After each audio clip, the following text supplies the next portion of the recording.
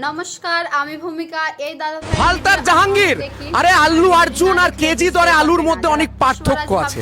নিজেকে সে পুষ্পা সিনেমার মতন ঝুঁকাগে নেই এরকম ভাবা সেই জাহাঙ্গীর এবার জাঙ্গিয়াটাই ফুটো হয়ে গেল মনে হয়। কারণ সে পডকাস্ট থেকে যখনই শুভেন্দু অধিকারী অর্থাৎ তার বাবার নাম শুনলো তখন তার মুখটা চুন হয়ে গেল। কিছুদিন আগে পর্যন্ত ওখানকার মানুষদের বাক স্বাধীনতা পর্যন্ত কেড়ে নিয়েছিল। ভেবেছিল যে এমওএস অর্থাৎ মমতার অনৈতিক সংহিতা চলবে বাংলার মধ্যে সারা জীবন। কিন্তু বিএনএস কিন্তু চালু হয়ে গেছে, আর বিএনএসকে একদম সম্পূর্ণভাবে ব্যবহার করছেন বর্তমানের মুখ্যমন্ত্রী শুভেন্দু অধিকারী। তাই এইরকম ধরনের চটি চাটা গুন্ডা শয়তান মস্তানরা আছে, তাদের এবার ফুস হয়ে যাচ্ছে। পুষ্পা নয়, এবার ফুসপা হয়ে গেছে।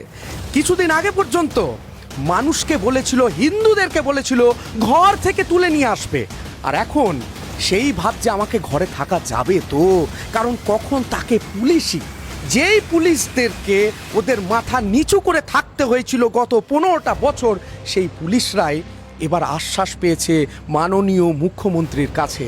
কারণ পুলিশকে এত দিন ধরে ঘুষখোর, চটি চাটা এবং বিভিন্ন ধরনের গালাগালিজের মধ্যে শুনতে হয়েছে এবং গালাগালি খেয়েছে। কেন? কারণ পুলিশ সম্পূর্ণভাবে দলদাস হয়ে গেছিল। কিন্তু এবার পুলিশদেরকে আর তুই তুকারি করে নাম ধরে টাকা হবে না। তারা কি পরিমাণে পরিশ্রম করে পড়াশোনা করে চাকরিটা পায়, আইপিএস আইএএস অফিসার যারা হয়, সেই সম্মানটুকু এবার দেওয়া হবে। তার জন্য এই জাহাঙ্গীর খানের মতন মানুষদের এবার গাটা চিরবির চিরবির করছে, গাটা কিরপির কিরপির করছে।